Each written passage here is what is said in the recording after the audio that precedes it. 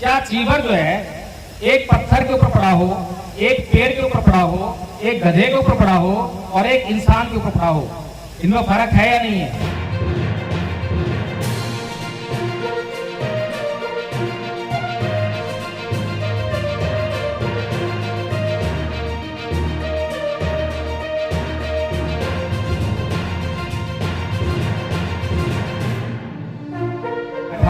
संविधान चला रहे हैं, संविधान हमारे लोगों के घर में पहुंच गया है। क्या उन्होंने संविधान पढ़ लिया है?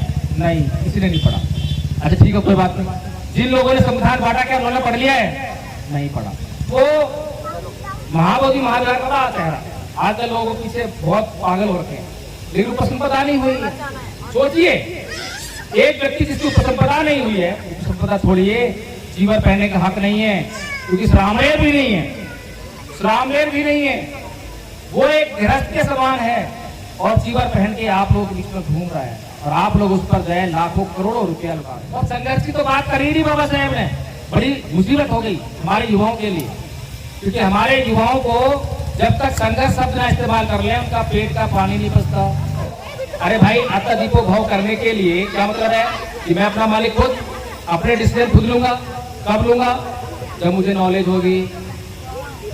अब मुझे नॉलेज ही नहीं किसी बात के बारे में, क्या मैं आता दीपो भाव कर सकता हूँ? क्या भीमराव अम्बेडकर ने आदेश दिया था 1935 में हिंदू धर्म छोड़ने के लिए, क्या आरएसएस मना करती है? बीजेपी मना करती है? कोई ब्राह्मणा क्या रोकता है? बताइए कौन रोकता है? बाबा साहेब की बात तो हम नहीं मानते हैं और दोस्त दूसरों को देते। तो ये कि परम पूज्य बाबा साहेब डॉक्टर भीमराव अम्बेडकर के सामने किसी को चुनाव लड़ना नहीं चाहिए था। दूसरी बात ये कि परम पूज्य बाबा साहेब डॉक्टर भीमराव अम्बेडकर के सामने किसी भी पार्टी को चुनाव लड़वाना नहीं चाहिए था, लेकिन चुनाव लड़ा गया, चुनाव लड़वाया गया और चुनाव हरवाया भी गया। आज वही पार्टियां, वही लोग, वही विरोधी परम पूज्य बाबा साहेब डॉक्टर भीमराव अम्बेडकर की जयंती मनाने का बहाना कर कर मंच तलाशते हैं, माइक तलाशते हैं कि हमें भी जो है इन लोगों के सामने जाने का मौका मिल जाए और दो चार सिकड़ी चुपड़ी बातें कर दें ताकि इनका वोट कुछ तो मिल जाए। सारे लोग, आज सारी दुनिया हम पे हंस रही है कि ये बहुजन समाज नहीं, ये भोजन समाज है। ये किसी भी कार्यक्रम में आता है तो केवल भोजन के लिए आता है, भोजन के समय पर आता है। तो कम से कम बाबा साहेब का मिशन चलाने का आप लोग प्रयास कर रहे हैं, बाबा साहेब की जयंती मनाने का प्रयास कर रहे हैं, थोड़ी सी ईमानदारी दिखा दीजिए ताकि बाबा साहेब का मिशन भी पूरा हो जाए। जो त्याग, बलिदान, समर्पण परम पूज्य बाबा साहेब डॉक्टर भीमराव अम्बेडकर ने किया, वो आप लोग नहीं कर सकते, कभी सोच भी नहीं सकते, लेकिन उसका अंश तो कर सकते हैं। जो कर सकते हैं वो तो करना चाहिए। अगर जो कर सकते हैं वो भी नहीं करोगे तो फिर आपसे बड़ा बेईमान कोई नहीं। याद रखिए, जो छोटे बच्चे थे वो अच्छा परफॉर्मेंस करके गए हैं, उन्होंने अपनी योग्यता का पूरा परिचय दिया है, कोई कोर कसर नहीं छोड़ी है।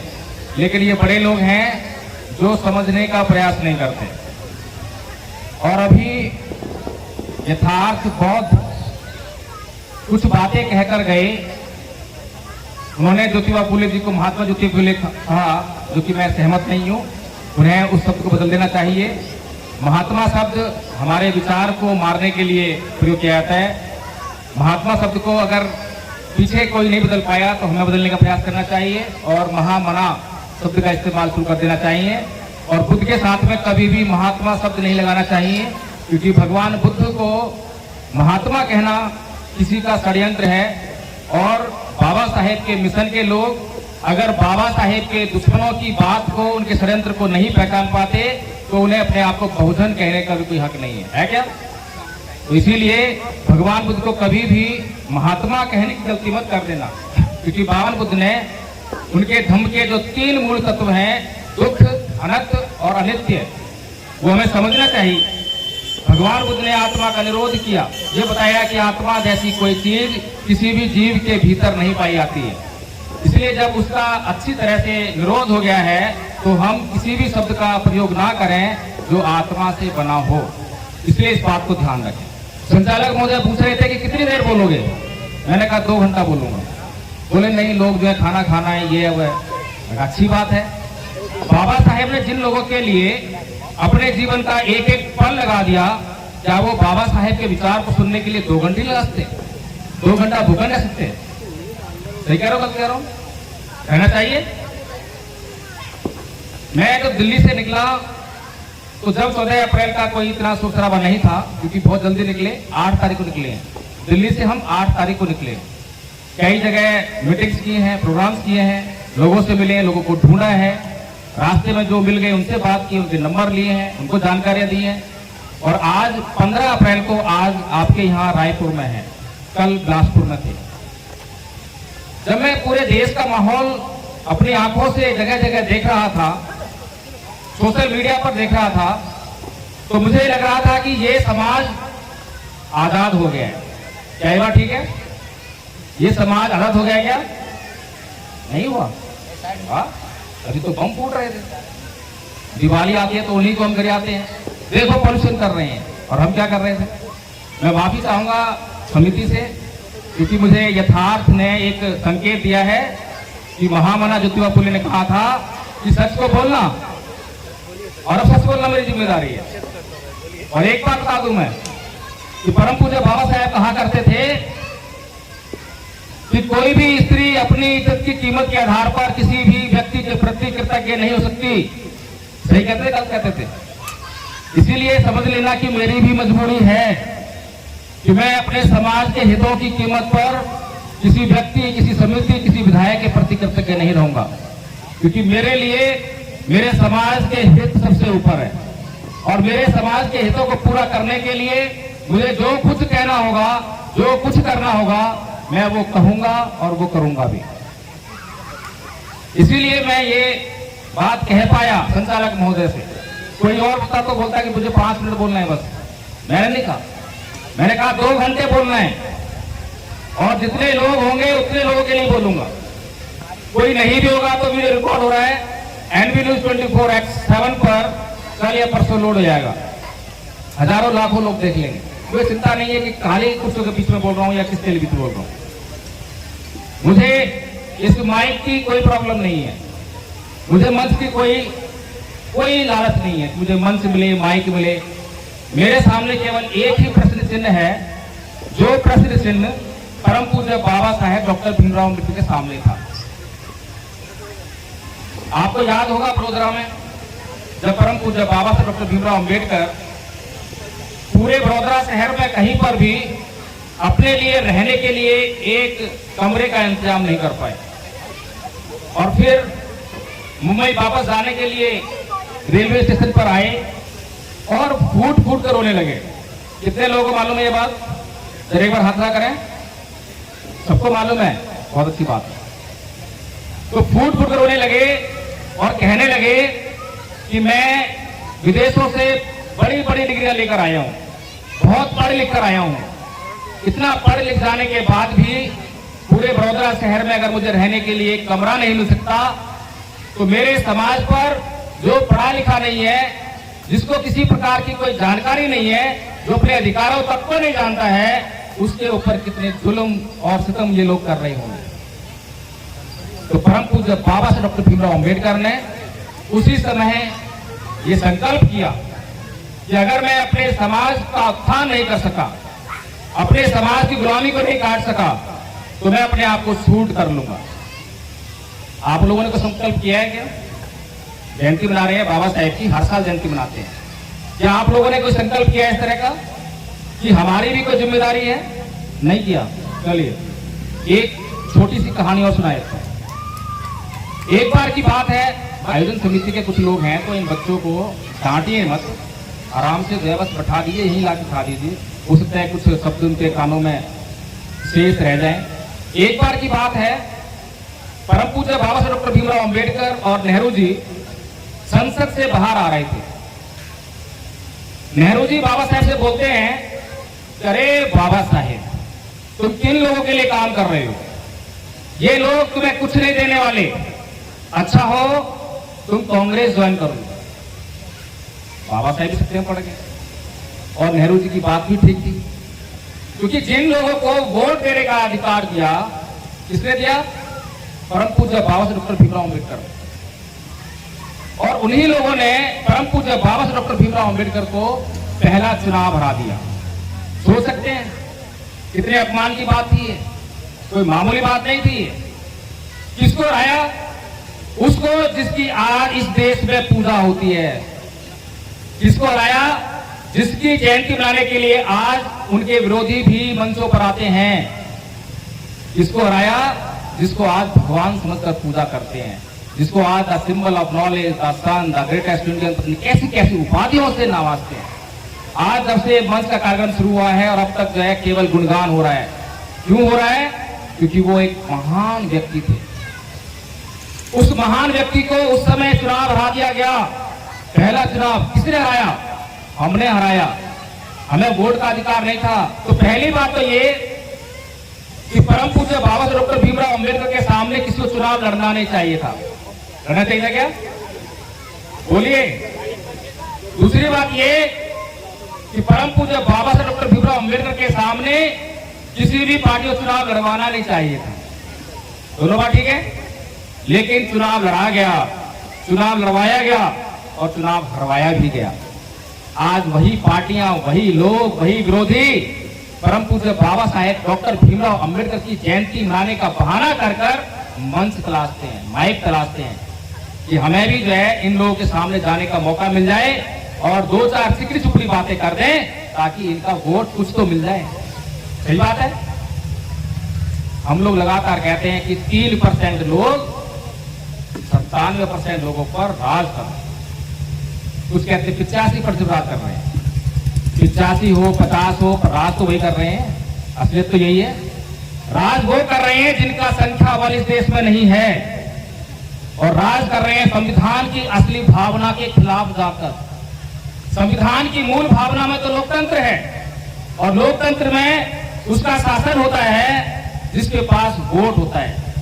वोट तो हमारे पास है, लेकिन शासन हमारे पास है। इसके लिए दोषी कौन है? मैं जब से मंच पर बैठा हूं, क्योंकि मुख्य वक्ता के रूप में बुलाया गया है, तो बंदिशें थी। सबसे पहले मंच पर बुलाया गया, मंच का सम्मान जरूर था। जब से ही मैं सुन रहा हूं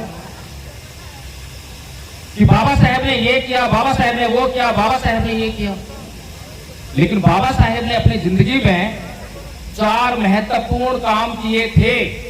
वो 4 महत्वपूर्ण कामों में से एक भी काम मुझे यहां पर डिस्कस करता हुआ दिखाई नहीं। अगर वो 4 काम यहां पर डिस्कस हो रहे होते तो सुनने वाले लोग कुछ सोचते, समझते और उनके ऊपर कुछ कार्यभार डाला जाता, कुछ कार्य करने के लिए दिया जाता। क्या आप लोगों को, में से किसी को मालूम है वो 4 काम कौन से हैं? 4 महान कार्य जिनके लिए बाबा साहेब डॉक्टर भीमराव अंबेडकर विश्व विख्यात है। भारत में नहीं, पूरी दुनिया जानती है। किसी को नहीं मालूम? पहला काम है 1935 का, जब परम पूज्य बाबा साहेब डॉक्टर भीमराव अंबेडकर ने यमुना की धरती से घोषणा की कि मैं हिंदू पैदा हुआ, ये मेरे बस की बात नहीं थी, लेकिन मैं हिंदू मरूंगा नहीं। ये उनका विश्व विख्यात स्टेटमेंट है। दूसरा काम किया 1956 में, जब उन्होंने बौद्ध धर्म को ग्रहण किया।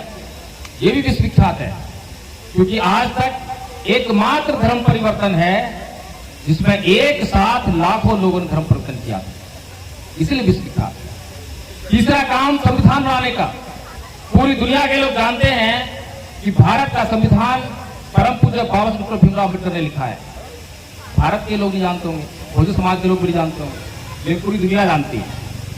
चौथा काम था हिंदू कोड बिल बनाकर भारत की प्रत्येक नारी को आजाद करना, चाहे वो किसी भी समाज की हो, चाहे वो ब्राह्मण समाज की हो, क्षत्रिय हो, वैश्य हो, हिंदू हो, मुस्लिम हो, सारी महिलाओं के लिए जो है हिंदू कोड बिल तैयार करके, ड्राफ्ट तैयार करके संसद के सामने पेश कर। उन्होंने तो उसको पारित नहीं किया, क्योंकि एक ही गले में हड्डी लग गई थी। संविधान एक सूत्र के द्वारा बनाया गया संविधान, क्योंकि भारत के लोगों को तो ये विधान है ही नहीं। अब उसको जो हिंदू कोड बिल है, नाम भी उसका हिंदू कोड बिल है, कैसे स्वीकार कर ले, इसीलिए उसको बाद में तोड़ कर अलग अलग भाग में जो है उसको पारित कराएगा। लेकिन सभी जानते हैं कि हिंदू कोड बिल परम पूज्य बाबा साहेब डॉक्टर भीमराव अंबेडकर ने इस देश की महिलाओं को मदद करने के लिए बनाया था। अब सवाल हमारे सामने ये है कि हम लोग बहुत मिशन की बातें करते हैं, आखिर बाबा साहेब का मिशन था क्या? आप में से किसी को मालूम है क्या? अगर मालूम हो तो एक बार हाथ खड़ा कर दीजिए, थोड़ा जल्दी करें ताकि आपका टाइम कम बच जाए। नहीं मालूम। बाबा साहेब का मिशन था समाज का उत्थान करना, ठीक कह रहा हूं? संकल्प क्या था? अगर मैं अपने समाज का उत्थान ना कर सका तो अपने आप को शूट कर लूंगा। और हमारा मिशन क्या है? हमारे समाज का मिशन क्या है? क्या हमारे समाज का मिशन भी यही है, समाज का उत्थान करना? क्या आप लोगों का है? और हम चलाते हैं मिशन, और मिशन क्यों नहीं पूरा हो रहा? मिशन तो इसलिए पूरा हो रहा ना, जब किसी ने संकल्प लिया कि मैं अगर अपने समाज का उत्थान नहीं कर सका तो अपने आप को शूट कर लूंगा, तो समाज का मिशन पूरा हुआ। हुआ या नहीं हुआ? हुआ या नहीं हुआ? भाई अकेले अम्बेडकर थे, अकेले अम्बेडकर ने हमें क्या दिया?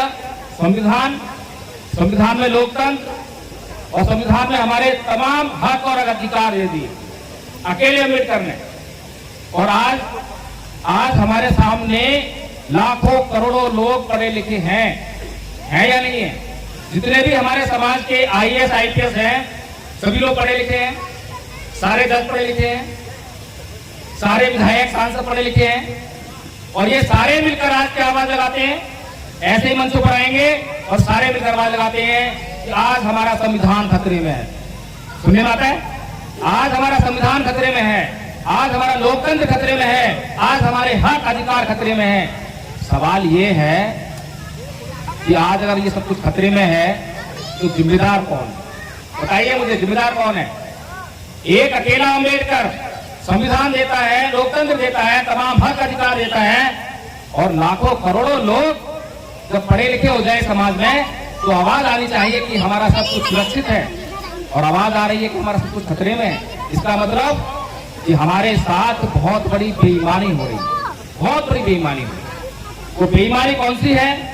जब से मिशन मूवमेंट में लगे तो शर्म लिहाज छोड़ दिया है। काहे की शर्म? खाना भी चाहिए तो खाना बोल देते हैं, मांग लेते हैं, चाय चाहिए चाय मांग लेते हैं, शर्म नहीं करना। नहीं देंगे तो कोई बात नहीं, मिल जाएगी तो काम चल जाएगा, आगे बढ़ जाएगा। हमारी असली परेशानी बाहर नहीं है, लेकिन हमें ये समझाया जाता है, बताया जाता है, और ऐसे ही मंचों के माध्यम से बताया जाता है कि हमारी सभी परेशानियों का कारण आरएसएस है, सही है, मनुवादी है, ब्राह्मण है, ब्राह्मणवाद है, बीजेपी है, यही सब लोग हैं, ये सब लोग हैं। भगवान बुद्ध ने धम्मपद में एक बात कही है, नए परिश्रम विलोमानी नए परिश्रम कथा कथन अतनोद अवेख्य कथानी अकथानी च, कि दूसरे क्या कर रहे हैं, दूसरे क्या नहीं कर रहे हैं, ये मत देखो, मैं क्या कर रहा हूँ, मैं क्या नहीं कर रहा हूँ, ये बहुत महत्वपूर्ण है, इसको देखो। लेकिन हम तो हमेशा जो है दूसरे क्या कर रहे हैं, दूसरे हमारे लिए जिम्मेदार हैं। क्या हमने अपना काम पूरा कर लिया? क्या हमने अपना काम पूरा किया? क्या हमें जो बाबा साहेब डॉक्टर भीमराव अम्बेडकर ने आदेश दिया था 1935 में हिंदू धर्म छोड़ने के लिए, क्या आरएसएस मना करती है, बीजेपी मना करती है, कोई ब्राह्मणा के रोकता है? बताइए कौन रोकता है? बाबा साहेब की बात तो हम नहीं मानते हैं और दोष दूसरों पर देते। बाबा साहेब ने बौद्ध धर्म बनाने के लिए कहा, तो इसके लिए किसने मना किया है? किसने मना किया है? नहीं किया। तो समस्या ये है कि काम तो हम नहीं कर रहे हैं और ठीकरा दूसरों के ऊपर फोड़ रहे हैं, और ऐसी बातें करने के लिए मैं बदनाम हो रहा हूं। लोग कहते हैं कि ये तो अपने समाज की आलोचना करता है, अपने ही समाज की बुराई करता है। लेकिन एक बात समझने वाली बात है कि आलोचना और बुराई में बड़ा फर्क होता है। आलोचना ऐसे नहीं होती है, आलोचना करने के लिए अध्ययन करना पड़ता है, सत्य पर आधारित होना पड़ता है। अगर आप सत्य पर आधारित नहीं होंगे, सत्य नहीं बोलेंगे, तो आपकी बात चलेगी नहीं। लेकिन बुराई का मकसद बदनाम करना होता है, उसके लिए सत्य की आवश्यकता नहीं है। जितना झूठ बोल सकते हो उतना झूठ बोलो, जो तथ्य नहीं है उसको बोल दो। तो दोनों में फर्क है। आलोचना करना स्कूल कॉलेज में सिखाया जाता है ताकि सुधार किया जा सके। आलोचना का मकसद होता है सुधार करना, लेकिन हम लोगों ने इन बातों के, इन शब्दों के अर्थ नहीं समझे, इसीलिए हमारा उत्थान रुका हुआ है। तो परम पूज्य बाबा साहेब डॉक्टर भीमराव अम्बेडकर इस समाज को बहुत सारी बातें कहते हैं। उनमें से एक बात कहते हैं, जो संविधान लागू हो गया, उन्होंने कहा कि जाओ ऐ मेरे समाज के लोगों, अपने घरों की दीवारों पे लिख दो तुम इससे शासक हो। शासक बन गए? शासक नहीं बने, और पिछले 75 साल से शासक नहीं बने। तो ये बाबा साहेब का सम्मान हो रहा है या अपमान हो रहा है? सम्मान हो रहा है, अपमान हो रहा है? अपमान हो रहा है। कौन कर रहा है? अमित शाह। अमित शाह कर रहे हैं। अमित शाह की एक बात बहुत अच्छी लगी, संसद में उन्होंने कहा कि जय भीम बोलना ये बहुजनों के लिए फैशन हो गया, फैशन मान लिया उन्होंने। और ये बात बहुजन समाज को बहुत बुरी लग गई, और बहुजन समाज के तमाम बुद्धिजीवी और नेता जो है सड़कों पर आ गए। अमित शाह ने ये किया है, अमित शाह ने वो किया है। अरे भाई सही तो किया उसने। फैशन होता क्या है? आपने कभी सर्दी पड़ रही हो, बहुत ठंड पड़ रही हो, और शादी विवाह में जाती हुई कुछ महिलाएं देखी होंगी, कड़कड़ाई ठंड पड़ रही है, लेकिन वस्त्र कैसे पहन रखे हैं? वस्त्र बहुत हल्के, फैशन वाले। क्यों पहनते हैं? क्योंकि फैशन में देखने में बहुत अच्छा लगता है, लेकिन कपड़े का काम क्या होता है? शरीर की रक्षा करना, गर्मी से, ताप से, बुरी नजर से। लेकिन जो कपड़ा ये काम ना कर रहा हो और सौंदर्य बढ़ाने का काम कर रहा हो, तो उसे हम क्या कहते हैं? फैशन। तो ऐसे ही जब जय भीम बोलकर पिछले 75 साल से हमारा मिशन पूरा ना हो रहा हो, उसे क्या कहेंगे? अमित शाह ने गलत क्या किया? अरे अमित शाह ने तो बिल्कुल अच्छी बात कही, और अमित शाह की ये बात पूरी मीडिया ने दिखाई, मेन मीडिया ने दिखाई, बहुजन मीडिया ने दिखाई। आधा काम तो हो गया था हमारा। अब आधा काम तो हमें ये करना था कि अपने समाज के बीच में जाते और कहते, अरे अब तो जाग जाओ, देखो अमित शाह ने कितनी बड़ी बात कह दी है, कितना बड़ा टॉन्ट मार दिया है, अब तो जाग जाओ, अब तो इस जय भीम को बदनाम मत करो। पूरा देश नीले झंडे लेकर जो है जय भीम जय भीम जय भीम। एक बार स्टालिन से एक बात पूछी गई, तो ये लोग जो है दुख तकलीफ में भी कैसे नाच गा लेते हैं, खुशियां कैसे मना लेते हैं? ये इतने गरीब हैं, इतने दलित है, इतने पीड़ित है। तो स्टालिन कहा कि इसका नमूना मैं आपको कल संसद में दिखाऊंगा। अगले दिन संसद में वो एक मुर्गा लेकर आए, और उस मुर्गा के सारे पंख उसने ऐसे नोच किए। मुर्गा तर रहा था अपनी मुझको, बड़ी बुरी तरह से तर रहा, जैसे मरने को हो गया। अब थोड़ी देर बाद उसने क्या करा, अपनी जेब से कुछ दाने निकाले, और दाने निकाल के उसके सामने ऐसे दाने मारे, ऐसे दाने फेंकने लगा। अब वो मुर्गा जो इतने कष्ट में था, अपने सारे कष्ट को भूलकर उस दाने को चुपता हुआ उसके पीछे पीछे आने लगा। समझ में आया कुछ? ये हमारा समाज, इसकी मैं आलोचना ना करूं तो तारीफ करूं? तो तारीफ करने लायक काम किया है क्या? एक भी काम बताइए। संविधान खतरे में, लोकतंत्र खतरे में, अधिकार खतरे में, इतने सारे पढ़े लिखे लोग। भाई सामाजिक बेईमानी हो रही है, सीधी सी बात हुई है। आप लोग असली खाना खाते हो या नकली खाना खाते हो? असली, सही बात है, जब जिंदा बैठे। ये गलत बात क्या है? ये तो बात ठीक है, लेकिन मैं मिशन मूवमेंट के खाने की बात कर रहा हूं। मिशन मूवमेंट का नकली खाना हुआ लोभ, लालच और निजी स्वार्थ, और असली खाना हुआ त्याग, समर्पण और बलिदान। आप बताइए कौन सा खाना खाते हो? जिससे शरीर बनता है उसको असली खाते हो, जिससे ये बनता है वो नकली खाते हो। अरे जब जब हमारे बीच में कोई ऐसा असली खाना खाने वाला आया, तब तब हमारे समाज का उद्धार हुआ या नहीं हुआ? लेकिन उसको अपना सब कुछ त्यागना पड़ा, सब कुछ। क्या आरएसएस के पास कोई अम्बेडकर है? एक भी अम्बेडकर है? एक भी बुद्ध है? एक भी काशीराम है? लेकिन मिशन उनका बढ़ रहा है। चक्कर क्या है मालूम है? चक्कर क्या है? नहीं मालूम। चक्कर ये है कि उनको एक अम्बेडकर की जरूरत नहीं है, उनको एक बुद्ध की जरूरत नहीं है, एक काशीराम जरूरत नहीं है। वो थोड़ा थोड़ा थोड़ा जो है 1000 लोग, 1000 लोग, 2000 लोग, 500 लोग इकट्ठा करते हैं, उनसे थोड़ा थोड़ा त्याग लेते हैं, और थोड़ा थोड़ा करके कभी कांशीराम, कभी अम्बेडकर, कभी बुद्ध, ऐसा कर लेते हैं। एक आदमी के ऊपर सारा बर्डन डाल दोगे तो उसको तो बाबा साहब की तरह अपने बीवी, बच्चे, अपना जिंदगी का सुख, चैन सब कुछ लुटा कर आपको उद्धार करना पड़ेगा। और हम इतने निर्लज कि कोई शर्म लिहाज नहीं, तनिक भी नहीं है। थोड़े कड़वे शब्द बोल रहा हूं, मैंने पहले ही माफी मांग ली थी, लेकिन ये कड़वे शब्द अगर कड़वे लग जाएं, समस्या ये कि कड़वे शब्द कड़वे लग रहे हैं। अगर कड़वे शब्द कड़वे लग जाएं तो चेतना जागृत हो जाए, जाग जाए, और जाग कर जो है हम लोग जो है हमें क्या करना चाहिए उस पर काम करने चाहिए। काम मुश्किल नहीं है, मैं गारंटी से कह रहा हूं कि काम मुश्किल नहीं है। यह धम्पक संघ का बैनर लगा है, इसमें लिखा है सांस्कृतिक परिवर्तन कार्यक्रम। क्यों लिखा है? क्योंकि परम पूज्य बाबा साहब डॉक्टर भीमराव अंबेडकर ने इतिहास पढ़ा। हम भी इतिहास की बात कर रहे थे, बच्चे बड़ी बड़ी बातें करके गए इतिहास की। रोज इतिहास पढ़ते हैं, भोजन मीडिया पे रोज इतिहास दिखाया जाता है, पढ़ाया जाता है। हम इतिहास किस लिए पढ़ते हैं?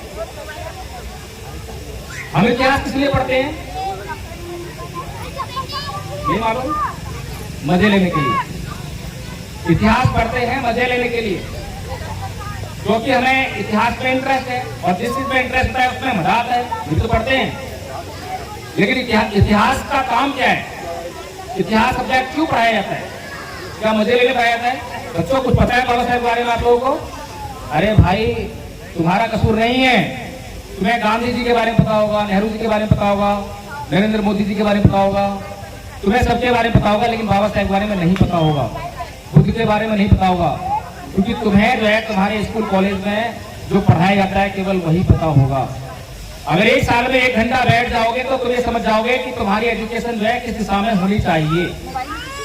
धम्पत में कहा है, नैतंग माता पिता का जरा आइए वापिस है जात का, सम्मा पड़े हितन चित्तम से ये सो नंक तो करे। कि जितनी भलाई आपके माता पिता नहीं कर सकते, उससे कहीं अधिक भलाई आपका सही दिशा में लगा हुआ चित्त करता है। समझिए, आपके अपने ऊपर बात है। अत्ता दीपो कहना आसान है, अत्ता दीपो भाव, अत्ता दीपो भाव। अरे भाई, अत्ता दीपो भाव करने के लिए क्या मतलब है कि मैं अपना मालिक खुद अपने डिसीजन खुद लूंगा। कब लूंगा? जब मुझे नॉलेज होगी। अब मुझे नॉलेज ही नहीं किसी बात के बारे में, क्या मैं अत्ता दीपो भाव कर सकता हूँ? क्या अपना मालिक बन सकता हूँ? मेरा निर्णय नहीं होगा, किसी और का निर्णय मानना पड़ेगा। इसीलिए अध्ययन करना पड़ेगा, मेहनत करना पड़ेगा। जब कहेंगे कि अत्ता दीपो भाव, इतना आसान नहीं है बाबा साहब का, और आसान भी है। ये तो डरना मत, कहीं सोचो कि बड़ा मुश्किल है, छोड़ दो। 10वीं क्लास में जब एग्जाम हुए बोर्ड के मेरे, तो लोगों ने कहा कि भाई 10वीं का एग्जाम तो पास करते ही नहीं है, होते ही नहीं है। मेरे टाइम की बात कर रहा हूँ, आज तो पास हुआ। तो जब मैंने ये सुना तो मैंने सरेंडर कर दिया, पढ़ा ही नहीं, छोड़ दिया। और मेरे मार्क्स आपको जानकर हैरानी होगी, केवल 40% मार्क्स हैं 10वीं में, केवल 40। तो कहने का मतलब ये है कि समाज अगर नकली खाना खाएगा मिशन मूवमेंट का, लोभ लालच और निजी स्वार्थ, यानी कि हम अंदर एक बाबा साहेब का कोटेशन लिखा है बाबा साहेब के नाम से, शिक्षित बनो, संगठित रहो, संघर्ष करो। और मैं भी बचपन से जब से पैदा हुआ हूँ, जब से होश संभाला, पढ़ना सीखा है, यही पढ़ते हैं हर कैलेंडर पे, हर बात पे। लेकिन एक बार सौभाग्य प्राप्त हुआ, वाम सेब के लोगों पर मैंने देखा, वहां पर 3 शब्द लिखे थे, एजुकेट, एजुकेट, ऑर्गेनाइज। क्योंकि बाबा साहब तो हिंदी में लिखते नहीं थे, वो तो अंग्रेजी में लिखते थे। तो अंग्रेजी में लिखा है एजुकेट, एजुकेट, ऑर्गेनाइज। मैंने जब उनका हिंदी में मतलब निकाला तो मेरा दिमाग खराब हो गया, ये क्या हो रहा है?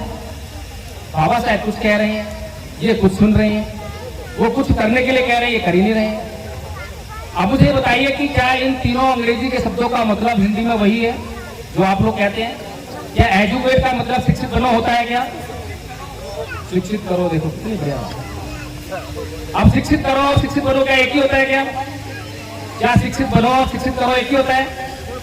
यही फर्क है। हमारे भीतर जो है निजी लोभ लालच कैसे आ गया, निजी स्वार्थ कैसे आ गया? इसीलिए आ गया क्योंकि दिशाएं गलत चल रही है।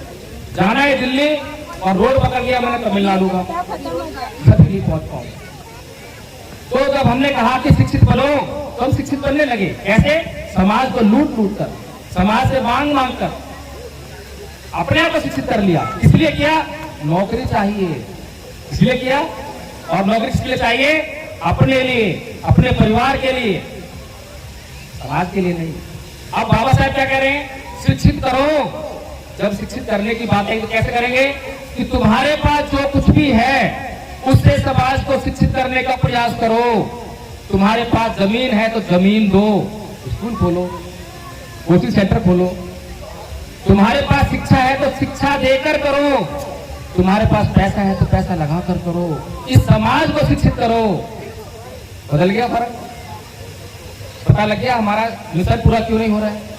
कोई भी आता है और हमें बेवकूफ चला जाता है, किसी को मिशन से मतलब नहीं है। बाबा साहब डॉक्टर भीमराव अम्बेडकर का एक और कोटेशन हमारे समाज के युवा बहुत लेकर घूमते हैं।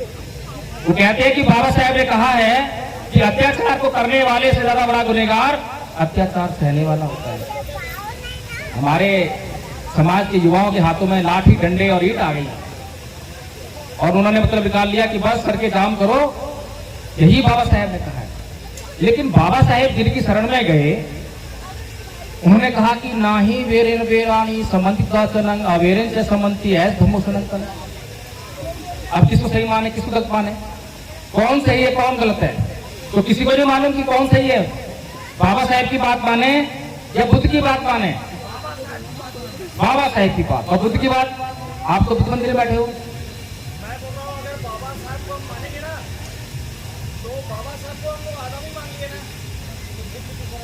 अरे वाह, देखिए समझने वाली बात है। ना तो बाबा साहब गलत है ना बुद्ध गलत है, लेकिन समझ में हमारे नहीं आया कि बाबा साहब ने क्या कहा। अब ये बताइए कि बाबा साहब के ऊपर बचपन से लेकर जब तक वो मरे तब तक अत्याचार हुआ या नहीं हुआ? हुआ। तो बताइए कि किसके खिलाफ उन्होंने ईंट खाई, किसके खिलाफ लाठी उठाई, किसके खिलाफ FIR दर्ज कराई, किससे मुआवजा मांगा? बताइए, किससे मांगा? तो फिर मतलब उन्होंने अत्याचार को सहन कर लिया? क्योंकि जो अगला शब्द बाबा साहब ने दिया एजिटेट, उसका हमने तो कर दिया कि संगठित रहो या संघर्ष करो, नहीं है। उसका मतलब है आंदोलित करो, आंदोलित करो। और आंदोलन का मतलब क्या है? यही सड़कें जाम करना और अपनी बातें बनवा लेना, यही है। उदाहरण देकर समझाऊंगा ताकि समझ में आ जाए। एक ही क्लास में दो बच्चे पढ़ाई कर रहे हैं और वो हिस्ट्री पढ़ रहे हैं, इतिहास पढ़ रहे हैं। मान लीजिए उनके सामने एक घटना का जिक्र होता है उस किताब में। घटना में लिखा है कि किसी जगह पर उस समाज के, दोनों बच्चे की समाज से, उस समाज के इतने घर जला दिए गए, इतने लोगों की हत्या कर दी गई, इतना नुकसान हुआ। तो एक विद्यार्थी, एक स्टूडेंट जो है वो सारी बातें ठीक ठीक पढ़कर सारी याद कर लेता है, जैसी लिखी है वैसी याद कर लेता है। और जब परीक्षा होती है, परीक्षा में सारी बातें वैसी की वैसी लिखकर आता है। हेलो। और उसके बाद उसको नौकरी मिलती है और उसका जीवन खुशहाली से गुजरता है। गुजर नहीं है, नौकरी मिलेगी तो पैसा आएगा, गरीबी हटेगी, बहुत बचेगी जिंदगी। लेकिन वहीं पर दूसरा बच्चा उसी घटना को पढ़ता है तो उसके तन बदन में आग लग जाती है, उसकी नींद उड़ जाती है। वो सोचने पर मजबूर होता है कि मेरे समाज के अत्याचार हुआ, कैसे हुआ, किसने किया, मैं क्या कर सकता हूं, मैं क्यों नहीं कर पा रहा हूं। अब बताइए आंदोलन कहां पर, आंदोलन कहां पर है? किस बच्चे का आंदोलन है? पहले वाले में, दूसरे वाले में? समझ में आ गया हम कहां पीछे हैं? क्योंकि एजुकेशन का मतलब क्या होता है?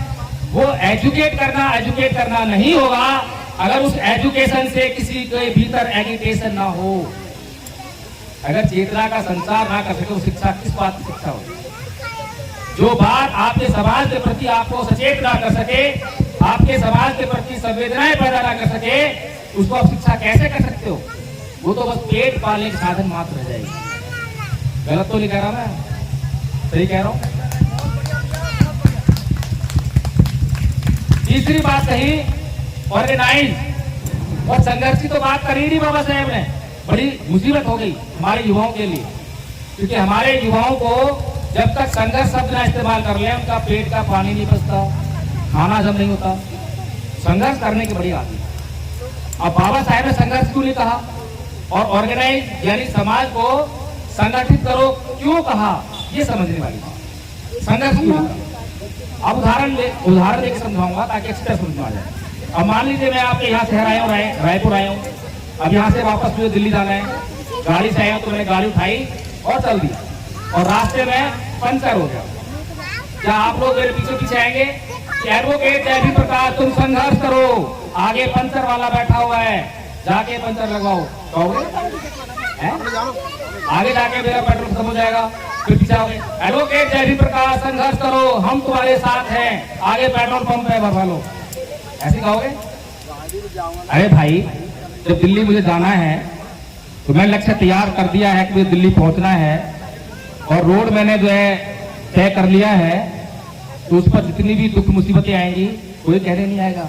अगर मुझे वहां पहुंचना है तो संघर्ष मुझे करना ही पड़ेगा, इसलिए कहने की जरूरत नहीं होती है। इसीलिए बाबा साहेब बुद्धिमान है, बाबा साहेब इस युग के सबसे बड़े विद्वान है, हमें नहीं भूलना चाहिए।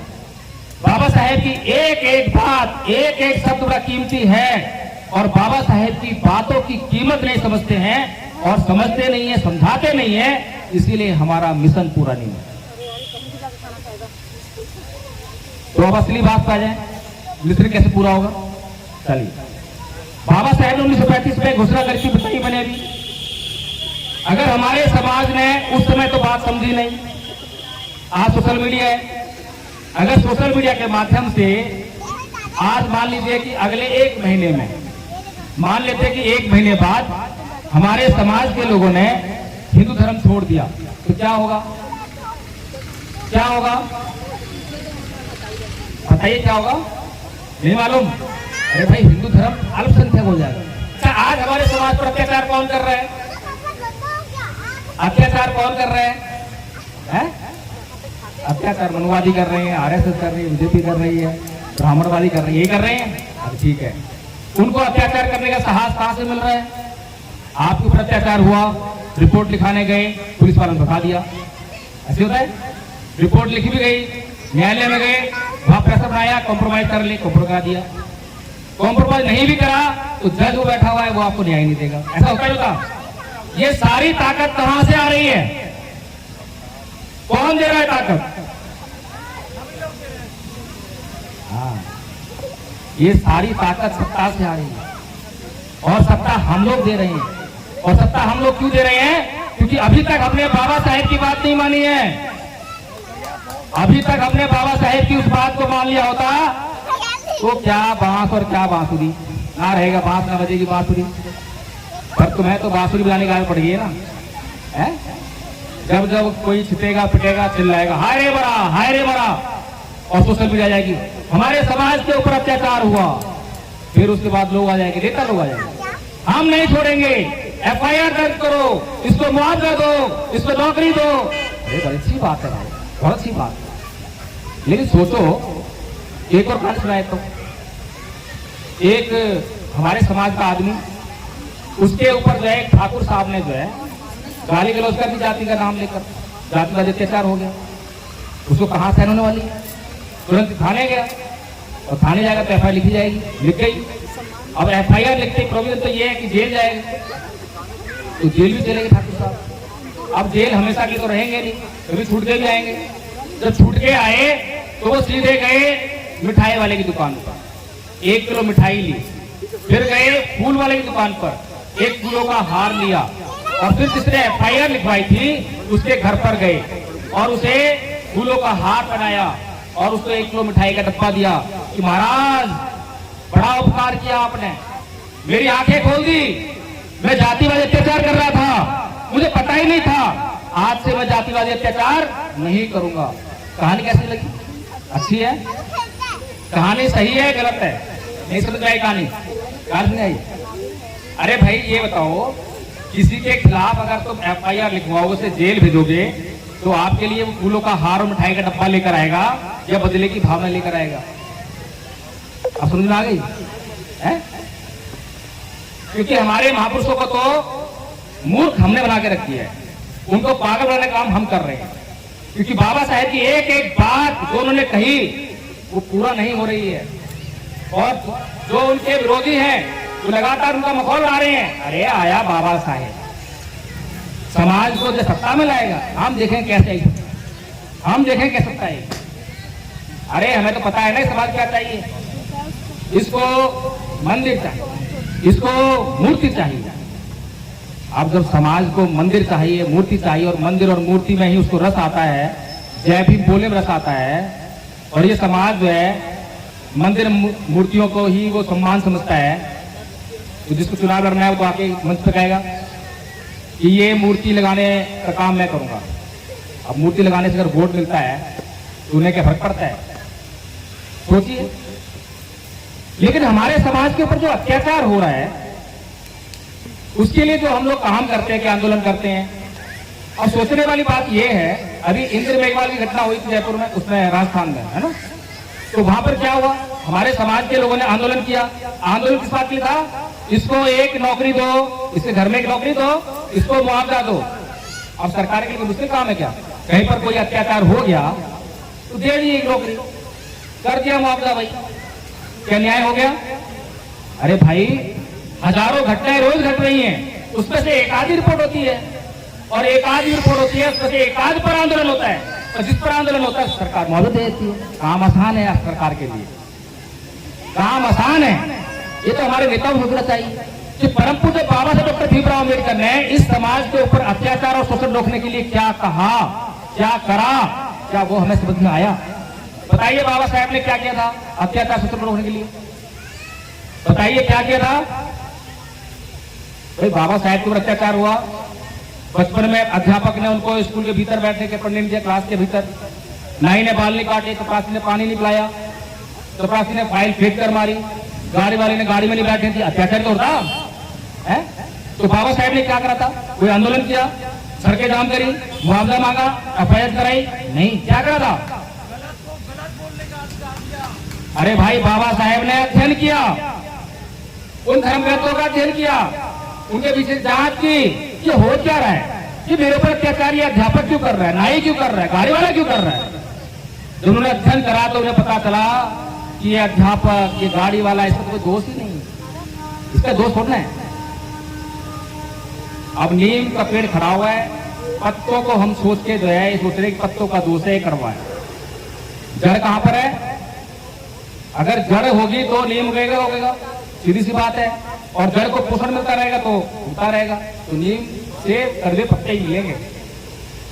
तो ऐसे ही बाबा साहब ने जब अध्ययन कर लिया तो ये जान लिया कि ये लोग अत्याचार नहीं कर रहे, इन लोगों को कोई आदेश कर रहा है, और ये आदेश इनके धर्म ग्रंथों से मिल रहा है, ये तो मजबूर हैं, इसीलिए उनके खिलाफ कुछ नहीं करा। क्या करा, धर्म परिवर्तन। तो हमारे नेताओं को क्या करना चाहिए, हमारे बुद्धिजीवी को क्या करना चाहिए। आज जिन्हें आप बुद्धिजीवी समझते हो, आज जिन्हें आप नेता समझते हो, मुझे बताइए उनमें से कितने बौद्ध हैं। समझ में आ रहा है, आपके साथ कितने बड़े पैमाने पर बेईमानी हो रही है।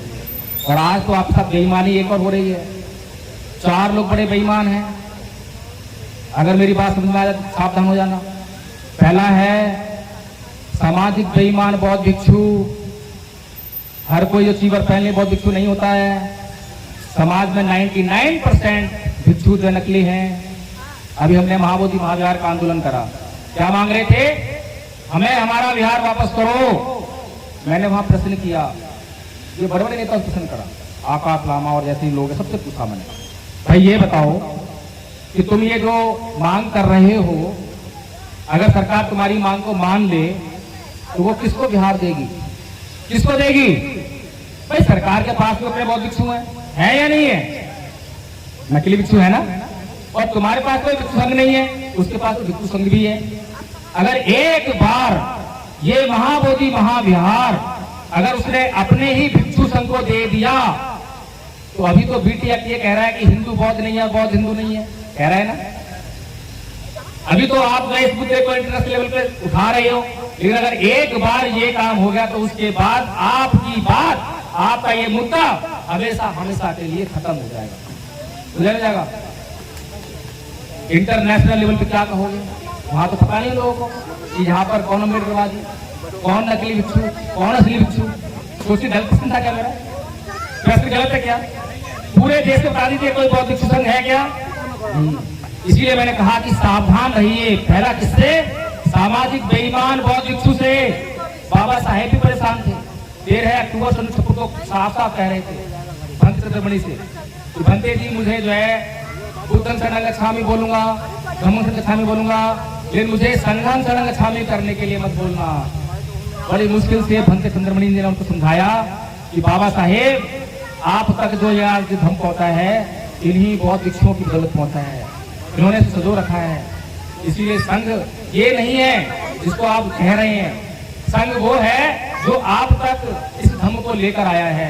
इसलिए उस संघ की तरफ से जाइए, उस संघ का पुनर्निर्माण करने के लिए आप संघ संगठन कीजिए। तो बाबा साहेब तीनों शरण गए, तभी धर्म प्रचलन कंप्लीट हुआ। तो इसीलिए हमें सावधान होना होगा। अगर हमें कोई रिसीवर में दिखाई दे तो सबसे पहला प्रश्न उपसंपदा हुई है क्या, क्योंकि विनय का पालन करना पड़ेगा। अभी एक और नौटंकी बात घूम रहा है, मैं साफ साफ बोल रहा हूँ, पूरे देश के लोगों को, पूरे देश के बौद्धों को जानकारी नहीं है कि बौद्ध भिक्षु किसे कहें, बौद्ध क्या होता है, अबौद्ध क्या होता है। और हमारे दुश्मनों का काम आसान कर रखा है, दिन रात चिल्लाते दुश्मन दुश्मन, लेकिन दुश्मन क्या है, दोस्त क्या है, पता ही नहीं। तो वो महाबोधि महावीर का चेहरा आजकल लोगों के पीछे बहुत पागल हो रखे हैं, लेकिन उपसंपदा नहीं हुई है। सोचिए एक व्यक्ति जिसकी उपसंपदा नहीं हुई है, उपसंपदा छोड़िए, चीवर पहनने का हक नहीं है, क्योंकि श्रामलेर भी नहीं है, श्रामलेर भी नहीं है, वो एक गृहस्थ के समान है और चीवर पहन के आप लोगों के बीच में घूम रहा है और आप लोग उस पर गए लाखों करोड़ों रुपया लगा रहे, समझ रहे हो। दूसरा है सामाजिक बेईमान बुद्धिजीवी, सामाजिक बेईमान बुद्धिजीवी। बुद्धिजीवी का काम क्या होता है, बुद्धिजीवी हम किसे मानते हैं, जो डॉक्टर हो जाए, वकील हो जाए, जज बन जाए, IAS IPS, मंत्री संतरी है, सांसद विधायक, इन्हीं को कहते हैं हम लोग बुद्धिजीवी। लेकिन मैं ये समझता हूं कि हमें इस परिभाषा को बदल देना चाहिए।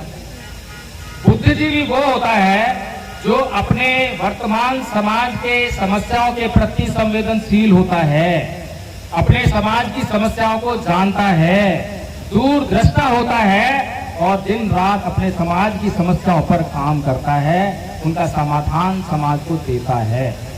अब बताइए आपके जो बुद्धिजीवी हैं आपको समाधान दे रहे हैं या धमकियां दे रहे हैं? धमकियां दे रहे हैं कि सब कुछ खतरे में है, मुझे वोट दो, मैं कांग्रेस से लड़ूंगा, यहाँ से जीत नहीं पाऊंगा, मैं बीजेपी से लड़ूंगा, मैं उससे लड़ूंगा, धमकियां दे रहे हैं। आज तो ये लोग कह रहे हैं कि मैं कांग्रेस में जाऊंगा तो जीत जाऊंगा। आज ये हालात किसने पैदा किए? हमें भी लगता है कि हाँ भाई हमारे समाज जो पार्टी है वो तो जिता नहीं पाएगी, इसीलिए कांग्रेस वो जिता सकती है। ये हालात किसकी देन है? क्या उस बुद्धिजीवी ने समाज के भीतर जाकर ये बातें करी, बाबा साहेब का मिशन समझाया, त्याग बलिदान समझाया, सामाजिक ईमानदारी पैदा की? अगर नहीं की तो आप उसको बुद्धिजीवी कैसे मान रहे हैं? और जिसको आप बुद्धिजीवी कह रहे हैं वो आज आपके ही बदौलत, क्योंकि यूट्यूब पर आप ही तो देखते हो उसको, आप ही शेयर करके धनाधन ये हमारी बात कर, ये जय भीम बोल रहे हैं। आज समाज की हालत ये है कि अगर गधे के सर पर लिखते जय भीम तो समाज उसे पिछल देगा। एक बार गूगल मीट में मैं जुड़ा, एक महाराष्ट्र की महिला कह रही थी कि भाई एक बार राजा बिंबिसार जो है कहीं जा रहे थे तो रास्ते में एक गधे को देखा और गधे के ऊपर चीवर पड़ा। राजा बिंबिसार जो है उसको नमन कर, तो वो राजा बिंबिसार जो है गधे को नमन नहीं कर रहे, वो चीवर को नमन कर रहे हैं। अब ये बात आप लोगों को कौन समझाता है? वही बौद्ध भिक्षु नकली। क्यों? क्योंकि उसको ये बात करानी है कि चीवर को मत देखो, मुझे मत देखो कि मैं कैसा हूं, ताकि मैं कुछ भी करता रहूं। अब सोचिए एक प्रश्न पैदा होता है, क्या चीवर जो है एक पत्थर के ऊपर पड़ा हो, एक पेड़ के ऊपर पड़ा हो, एक गधे के ऊपर पड़ा हो और एक इंसान के ऊपर पड़ा हो, इनमें फर्क है या नहीं है? फर्क है या नहीं है? अरे भाई गधा, पेड़, पत्थर, क्या चीवर का कोई इस्तेमाल कर सकता है? ना गलत ना सही। लेकिन एक इंसान उस चीवर का इस्तेमाल करेगा, वो सही भी कर सकता है, गलत भी सकता है। तो बताइए क्या बात सही हुई क्या? ये हमारे समाज की जो बुद्धि है, ये उसकी जो दरिद्रता है, बुद्धि की दरिद्रता, गरीबी, बुद्धिहीनता पैदा होगी। क्योंकि दिन रात गए बस शोर होता है। शोर किस चीज का? संविधान संविधान संविधान। अब संविधान जो है, मैंने पूछा अभी आदरणीय संचालिका महोदय जी बैठी थी, मैंने पूछा, मैं कहा आदरणीय जी जब से बैठा हूँ संविधान चिल्ला रहे हैं, संविधान हमारे लोगों के घर में पहुंच गया, क्या उन्होंने संविधान पढ़ लिया है? नहीं, किसी ने नहीं पढ़ा। अच्छा ठीक है, कोई बात नहीं। जिन लोगों ने संविधान बांटा, क्या उन्होंने पढ़ लिया है? नहीं पढ़ा। क्या हुआ ये कि संविधान चिल्लाकर जो संविधान की किताब 200 रुपए में लेटेस्ट एडिशन मिल रहा था, और वही ओल्ड एडिशन 800 रुपए 1000 रुपए का दिख रहा है।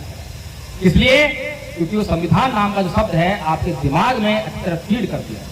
बिजनेस तो बहुत हुआ, लेकिन क्या वास्तव में संविधान हमारी सभी समस्याओं का हल है? क्या बाबा साहब ने ऐसा कहा था? क्योंकि बाबा साहब ने संविधान को 1950 में लागू कराया था, और उसके 6 साल बाद बौद्ध धर्म को ग्रहण किया था, और बौद्ध बनने के बाद बाबा साहब ने कहा था कि मेरे समाज की सभी समस्याओं का एकमात्र हल जो है बौद्ध धर्म है। ये सुना है किसने सुना? क्यों कहा था? क्योंकि संविधान और संविधान के द्वारा बनाए गए कानून वो पेन किलर का काम करते हैं। अगर आपको दर्द होता है तो पेन किलर लेते हैं और काम पे चलते रहते हैं, और बार बार दर्द हो और बार बार पेन किलर लें तो क्या करोगे आप उसका? फिर एक दिन ऐसा दर्द होगा आपसे वो पेन किलर खाने से भी बंद नहीं होगा, फिर डॉक्टर के पास जाएंगे और डॉक्टर को बोलेंगे मेरा ये दर्द बंद नहीं हो रहा। डॉक्टर क्या करेगा? जांच उठाएगा, और जांच भी कहेगा भाई अब ये दर्द कभी बंद नहीं होगा क्योंकि ये बीमारी लाइलाज हो गई। समझ रहे? तो ऐसे ही हमने संविधान और संविधान के द्वारा बनाए गए कानून SC ST एक्ट जैसे कानूनों का शोषण कर दिया, दोहन किया है। वो इंस्टेंट रिलीफ के लिए हमें दिए थे। जब ठाकुर साहब बहुत आपदाई हो जाएं, जब हमारे पास कोई और समाधान ना हो, तब इसका इस्तेमाल कर लेना। आज तो ये सरकार भी आज डाटा देती है कि 90% ज्यादा केसेस कॉम्प्रोमाइज हो रहे हैं। ये कानूनी गलत है। सोचिए, हम सोचते नहीं है। इसीलिए परम पूज्य बाबा साहब डॉक्टर भीमराव अम्बेडकर जानते थे, और संविधान सभा में उनसे पूछा गया कि भाई ये बताओ ये संविधान कैसा बनाया तुमने?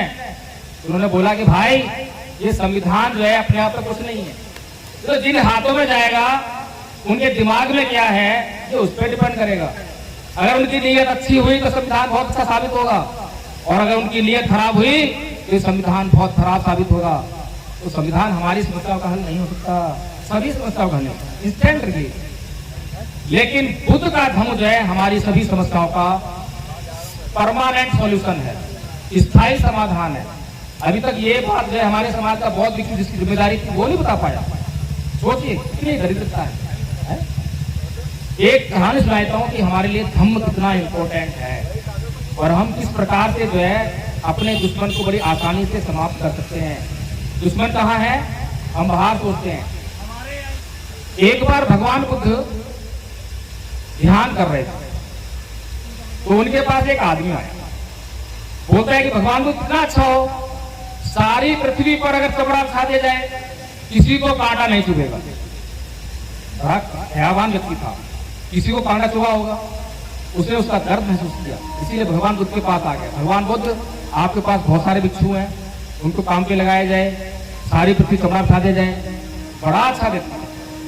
भगवान बुद्ध उससे बोले यार तुम बात तो सही कह रहे हो, तुम्हारे अंदर पीड़ा है, दया है, लेकिन ऐसा क्यों ना करें कि सारी पृथ्वी पर अगर कपड़ा बिछाएंगे कहां से लाएंगे, कैसे बिछाएंगे? अच्छा हो कि उसमें से टुकड़ा काट लेते हैं और 2 चमड़े के जूते बना लेते हैं, उन्हें पहनकर पूरी पृथ्वी पर कहीं भी घूमना, कहीं कांटा नहीं चुभेगा। कैसी बात है? आसान है या मुश्किल है? भगवान बुद्ध क्या कहना चाह रहे हैं? ये कहानी तो अच्छी लगी, पर भगवान बुद्ध क्या कहना चाह रहे हैं?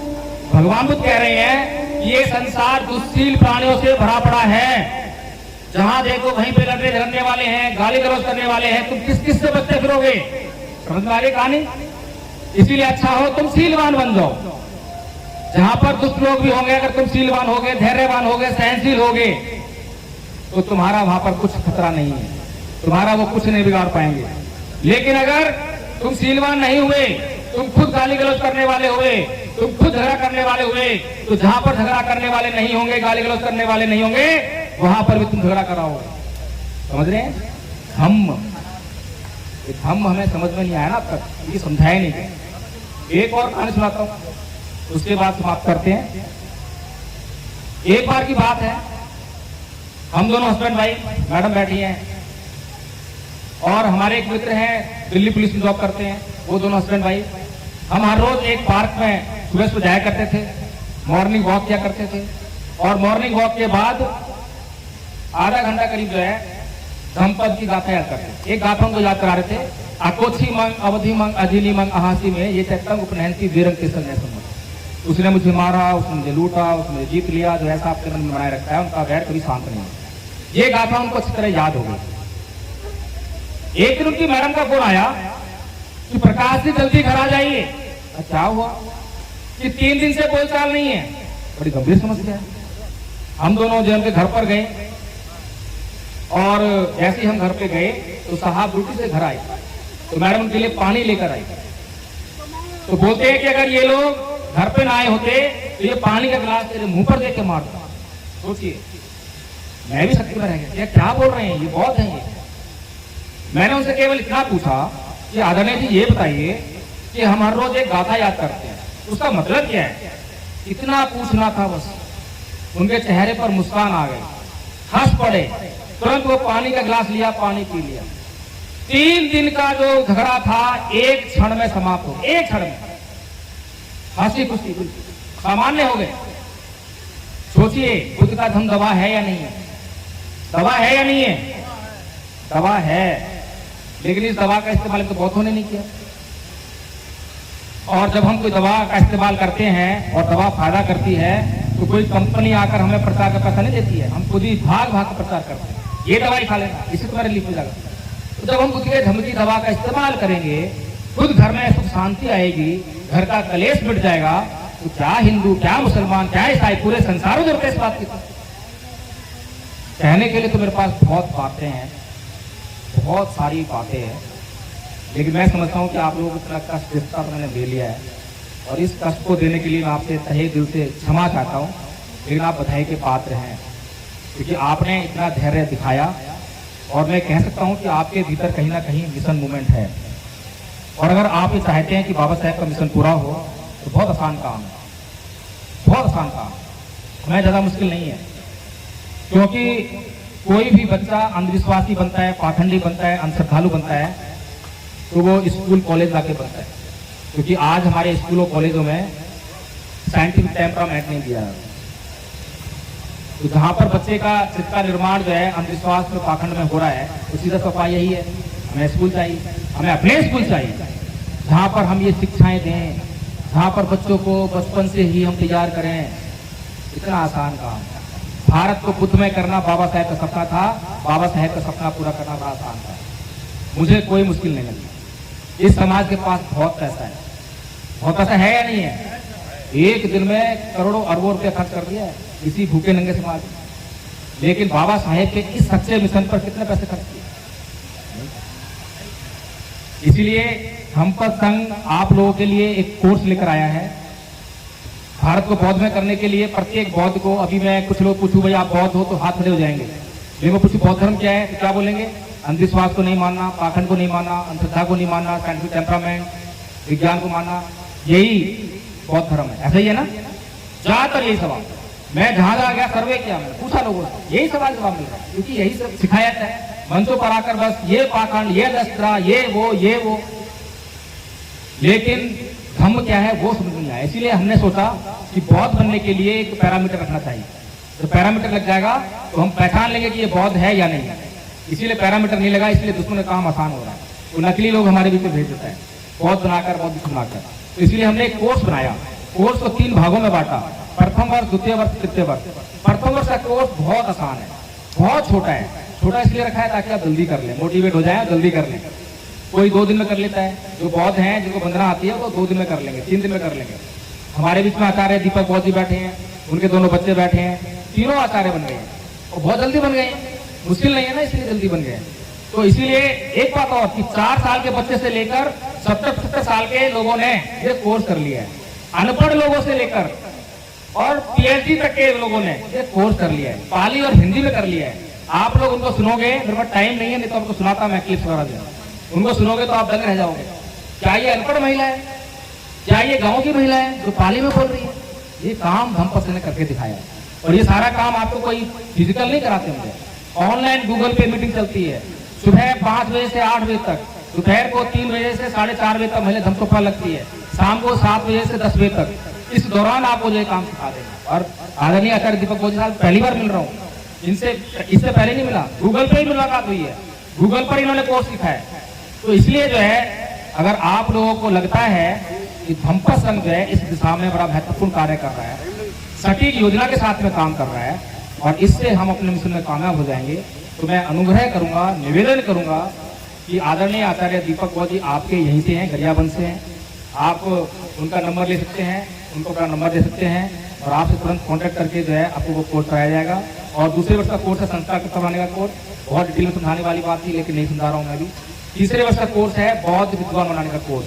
जैसे मैं बौद्ध धर्म की बातें रख रहा हूँ तो हम इसको कह सकते हैं कि बौद्ध विद्वान है, जो बौद्ध धर्म को डिफेंड कर सके, जो बौद्ध धर्म को जन जन तक पहुंचा सके, उसको हम बौद्ध विद्वान कह सकते हैं। तो इन्हीं बातों साथ में मैं अपनी बात समाप्त करता हूँ। आप लोगों का बहुत बहुत साधुवाद, धन्यवाद। और जो आपको कष्ट हुआ उसके लिए मैं फिर से माफी मांगता हूँ। जय भीम, नमस्कार।